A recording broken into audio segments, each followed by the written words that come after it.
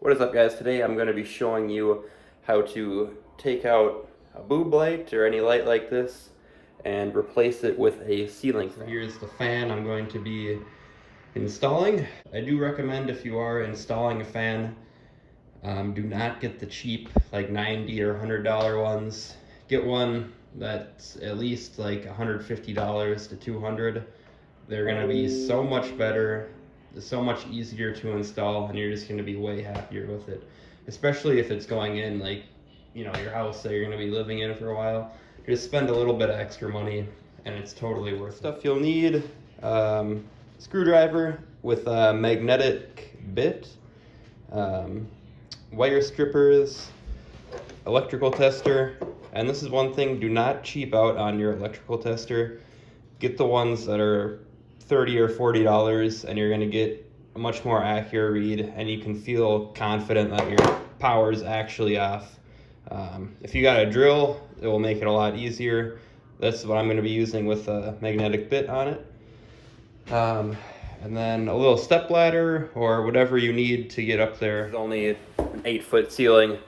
So we're going to get up there. I'm going to take this light down, and the most important thing is do not just start disconnecting wires and just ripping it apart. Take the light down slowly. Look at what wires are connected to what, especially if you're in an older house. There could be some weird stuff going on, if your house is built before the 50s or 40s. So make sure to take a look. What's connected to the black? What's to the white? How are they grounding this?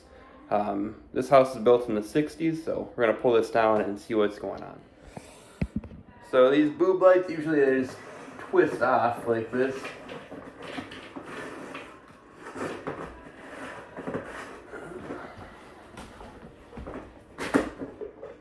And it just twisted off. I had to push up on it a little bit. Then there's going to be a little nut on here that you just got to twist, and this light will come down. If it's not a LED, make sure to let it cool off if you've had the light on, because you will probably burn yourself. Just going to pull this down here, and this is a super light light, so we can just let it hang. Just gonna let that hang like that. Alright, so now we're gonna get out our electrical tester. I have turned the switch off.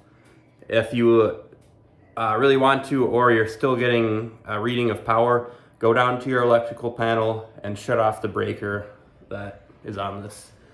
So we're gonna go to our black, no power, neutral, no power, ground, no power. So we're good to go. If any of this looks confusing, you don't know what's the hot, you can go ahead and turn the light on.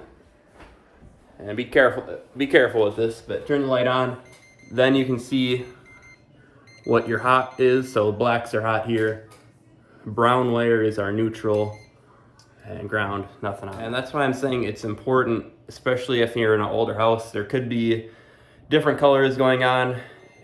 Typically now you're gonna have a black for your hot, white for your neutral, and then a bare ground wire. And sometimes you'll have a red wire, which is an additional hot, if you have like a 2 switch on the wall. But today we're just gonna be focusing on the 1 hot, 1 neutral, 1 ground. All right, so our brown is the neutral. So that's not very common. Like I said, this house is built in the 60s, so stuff like that happens. All right, so now we're just gonna disconnect the wires one by one.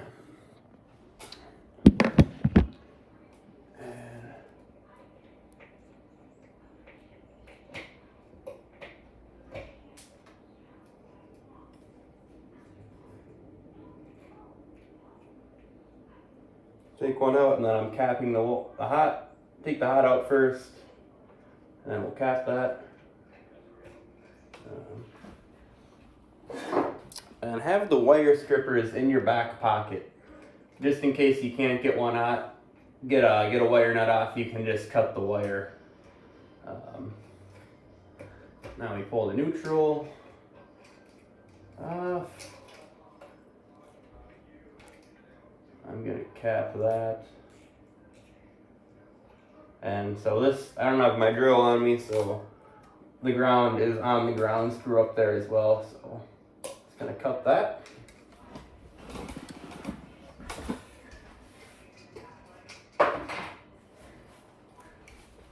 Now we can come up here with our drill and remove the 2 screws that are holding the brackets on. Do not lose those. You'll most likely be reusing them.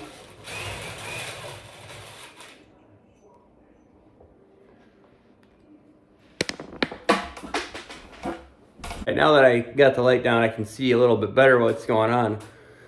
So whoever installed this light previously, left pigtailed a wire and then used this for the hot, and same thing with the neutral. And these wires were maybe white at some point. They might have just faded, but again, they just pigtailed one on there. So I'm gonna take off these pigtails and reuse the original wire. But the hot is blue in this case, and that's pretty common for a switch in the houses in my area.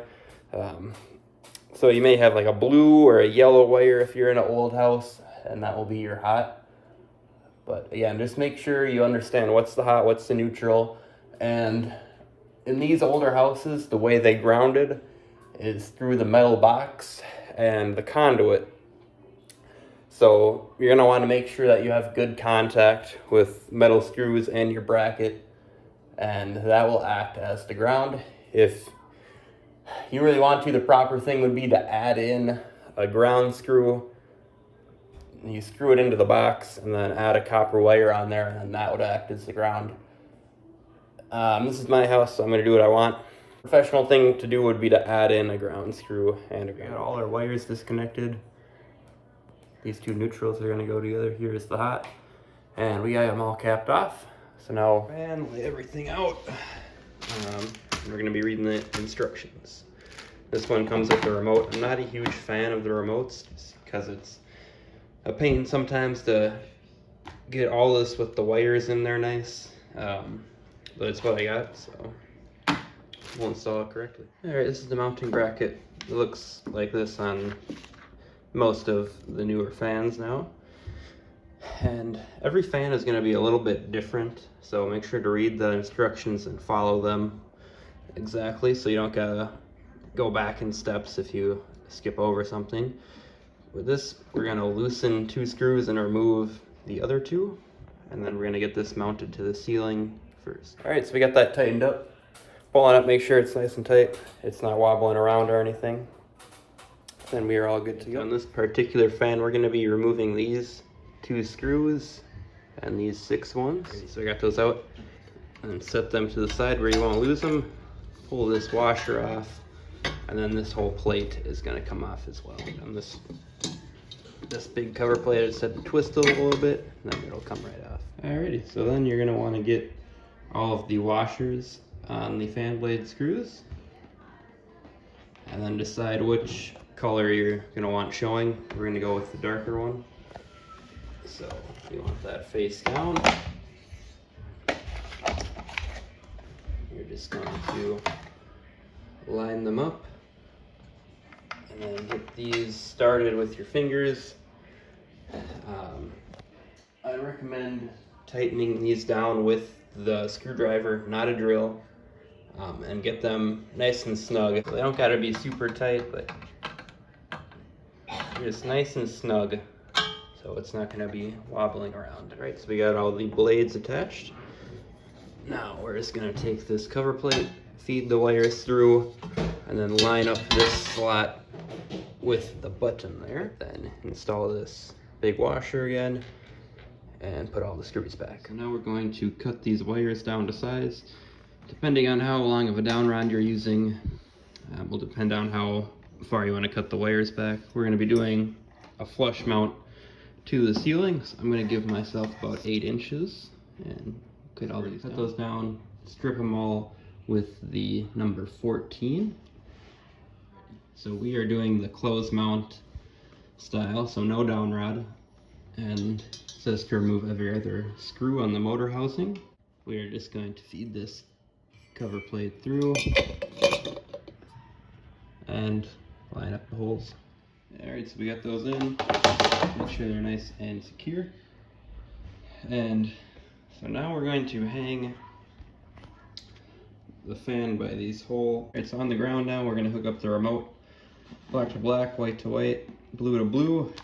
And then this will be the neutral and hot that connect to the wires coming out of your ceiling. We are going to carefully hang the non-slotted hole on this little tab.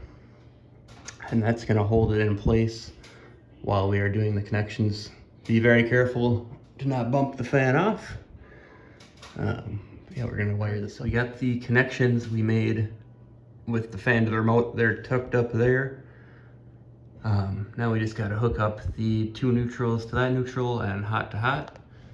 And this little black wire here, that is the antenna for the remote. So make sure that's not tangled up or getting blocked by anything.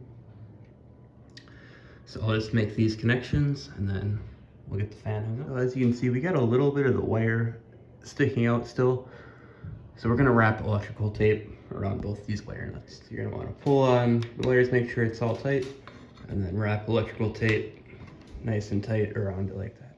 All right, so then you're gonna lift the fan up. And kind of hard to see, but then you line up the two screws and rotate it on the slotted one so it locks in.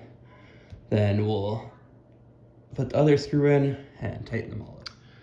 All right, so we got all the screws in. It took quite a bit of force to get that to twist. Actually, I kind of ripped up the ceiling there, but that's not too big of a deal. I can repair that if I really want to. We got all the screws in. It's all nice and tight. That's the most important thing. Twisted the shade on there. Now we are going to install the battery into the remote, then hit the light switch, and we should be all good to go. Alrighty, so on this remote, we got the light button, speed 1, 2, and 3 for the fan, and you can actually hold this light button to act as a dimmer on the light. So we're just gonna go ahead and make sure everything works. As you can see, the light's dimming, and now it's coming back to bright. So we'll start on speed 1, it's looking good. Light speed 2. Nice and quiet. You want to make sure there's no, extreme wobbling or anything like that. Speed 2 is good.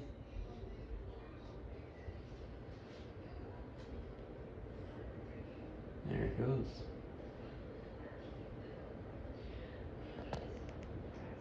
That is it for the video. Anybody can install a ceiling fan as long as you are comfortable working with some electrical.